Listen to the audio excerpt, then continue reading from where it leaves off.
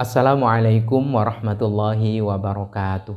Bismillah, walhamdulillah, thumma salatu wassalamu ala rasulillah, habibina wa qudwatina Muhammad ibn Abdillah, wa ala alihi wa ashabihi wa mawala, wa man tabi'alah ila yaumil qiyamah. Wa ba'dah. Pertama, puji dan syukur marilah kembali kita munajatkan ke hadirat Allah Azza wa Jalla. Kita masih tetap bisa mendekatkan diri kepada Allah Subhanahu wa taala dan kita tetap membangun keakraban kita dengan Nabi Shallallahu alaihi wasallam melalui kajian kitab Al-Arba'in Nawawi. Para jamaah Masjid Fathul Khair yang dirahmati Allah, mari sholawat dan salam kita sanjungkan atas Nabi Muhammad Shallallahu alaihi wasallam. Mudah-mudahan kelak di hari kiamat kita termasuk dan terdaftar menjadi umatnya yang mendapatkan syafaat, dan kelak di surga kita diberi kesempatan untuk mencium tangannya, memeluk tubuhnya, mencium harum Nabi Shallallahu alaihi wasallam yang keluar dari jasad beliau. Amin Allahumma amin. Bersama kita akan melanjutkan mengkaji kitab Al-Arba'in Nawawi yang biasanya kita kaji 2 pekan sekali di Masjid Fathul Khair secara tatap muka dan di waktu subuh. Tentu waktu yang sangat indah. Nah, mudah-mudahan meskipun dalam bentuk rekaman, dalam bentuk virtual, Allah Subhanahu wa taala tetap mengutuhkan keberkahan dan rahmat itu kepada kita. Dan mudah-mudahan bagi kita yang menyimak setiap detik akan bernilai ampunan Allah Subhanahu wa taala. Amin, Allahumma amin. Jamaah Masjid Fathul Khair yang dirahmati Allah, kita melanjutkan mengkaji kitab Al-Arba'in An-Nawawiyah. Kita membahas hadis ke-16 di bagian ketiga. Hadis ke-16 menceritakan tentang seorang laki yang menghadap Nabi Shallallahu alaihi wasallam. Dia datang minta wasiat. Dan luar biasa, Nabi Shallallahu alaihi wasallam memberikan wasiat yang tepat sasaran, akurat sekali. La taghdab, jangan marah. Dan itu diulang-ulang oleh beliau. Artinya apa? Artinya orang itu adalah orang yang sulit mengendalikan diri, khususnya pada saat marah. Orang itu bahasa sekarang kita kenal dengan sumbunya pendek.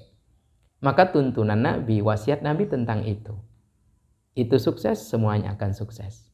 Dan benar saja, di bagian pertama sudah kita membahasnya, apa itu marah dan seterusnya. Bagian kedua, kerugian bagi orang yang tetap memperturutkan atau terus berada dalam amarah itu tanpa ada gerak kecil untuk mengelolanya, tanpa ada ikhtiar sederhana untuk mengelola energi negatif dari marah menjadi energi yang positif.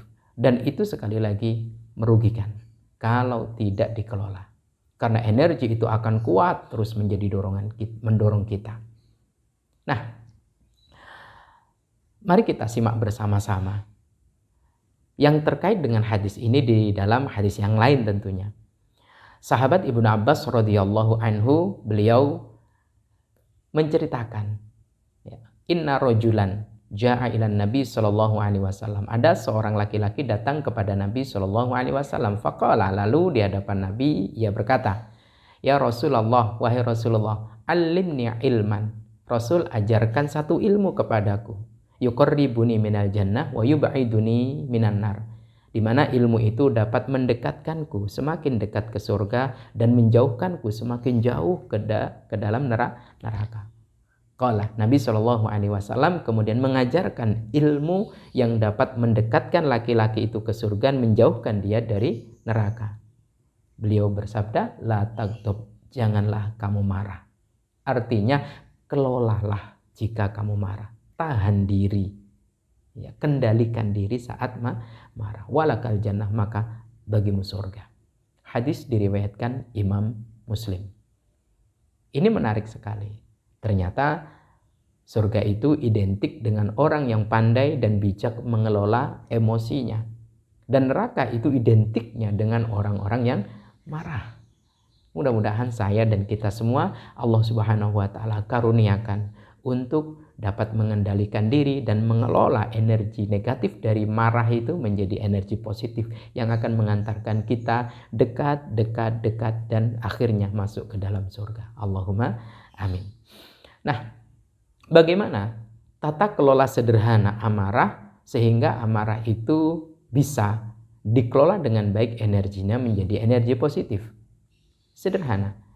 Dalam riwayat-riwayat sahih, Nabi SAW menuturkan cara sederhana dan murahnya. Apa? Mari kita simak. Yang pertama, diceritakan dari sahabat Abu Hurairah radhiyallahu anhu.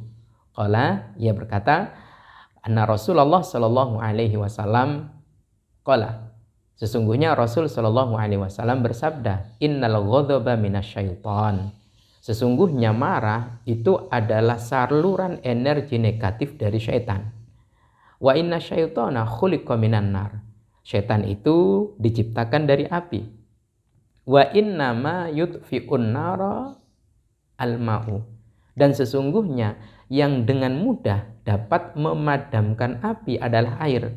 Fa idza ghadaba ahadukum, maka jika salah seorang dari kalian sedang marah, falyatawaddu, maka hendaklah segera berwudu. Rawahu Muslim, hadis riwayat Imam Muslim.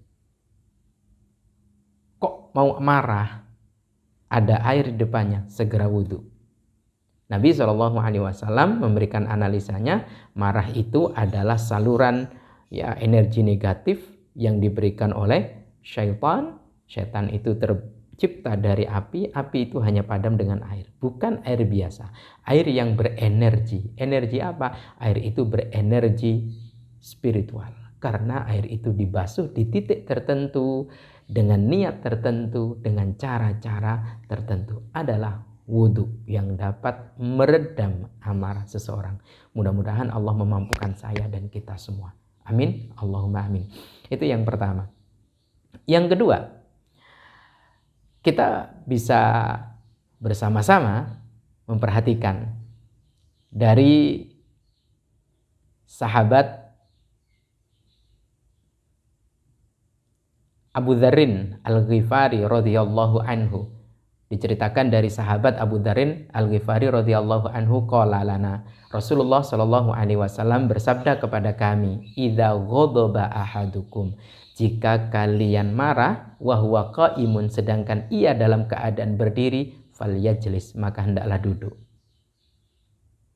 Wa illa, kok dengan cara duduk masih saja marah, falyaqji, maka hendaklah ia berbaring. Hadis riwayat Imam Muslim. Nah, cara kedua yang mudah dan murah, pada saat marah kok berdiri, silahkan duduk.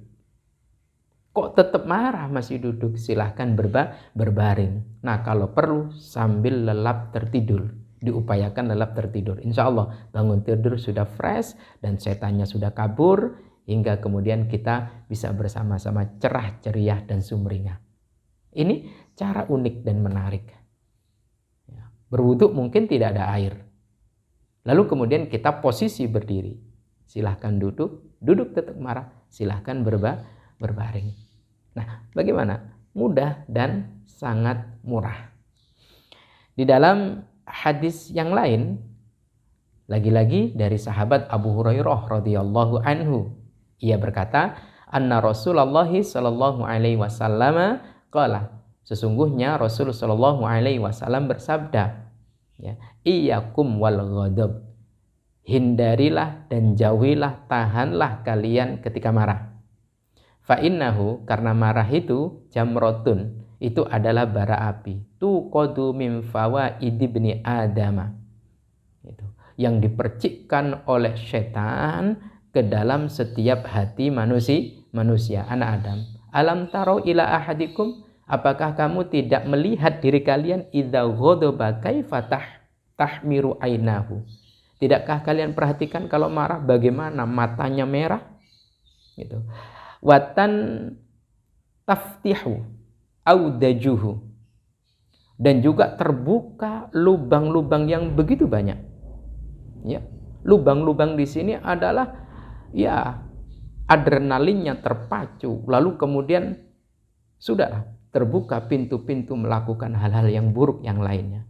Maka kata Nabi, fa idza ahassa ahadukum bi syai'in min dzalika, maka jika kamu, salah seorang dari kalian, mulai merasakan hal-hal itu, mata merah, lalu kemudian semuanya ingin dilakukan, tentu dengan dorongan nafsu, dengan dorongan amarah itu, negatif, negatif, negatif, buruk, buruk, buruk, akhirnya rugi, rugi, rugi, falyaddoji. Kata Nabi, silahkan kamu berbaring. Rebahan saja dah.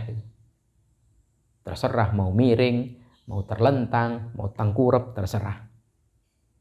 Makanya tidak jarang jika putra-putri kita marah, langsung masuk kamar, makblek, tengkurap, ketiduran, habis bangun tidur, lapar, makan, selesai. Itu. Nah, aulia fil ardi, atau silahkan bersimpu di muka bumi. Artinya bersimpu itu adalah bersujud. Kalau yang mau mudah dan ringan, ya silahkan berbaring saja, lalu silahkan tidur. Kalau kita mau model ritual, ya silahkan bersujud. Bersujud di sini tentu ambil air wudhu dulu, sebagaimana hadis yang tadi saya sampaikan. Bersimpu di sini, bersujud ini tentunya dengan sholat. Dan ini tentu lebih afdol. Tinggal kita ambil cara mana yang cocok buat kita. Silahkan pilih. 1, bisa dengan dikelola dengan wudhu. 2, dengan sholat. Yang ketiga, kalau berdiri silahkan duduk. Duduk kok masih tetap marah, silahkan berbaring lalu tidur lelap. Yang terpenting adalah tidak banyak menciptakan kerugian-kerugian gara-gara kita tidak sanggup atau kita tidak ada kemauan untuk mengelola amarah itu. Nah, kalau kita perhatikan bagaimana tidak surga, kerugian dicegah. Yang ada adalah hal-hal yang positif. Apa? Sujud, apa? Sholat, apa? Wudhu, dan seterusnya. Inilah kiat, tip, dan trik yang diajarkan Nabi SAW bagaimana mengelola energi negatif bernama marah menjadi energi yang positif.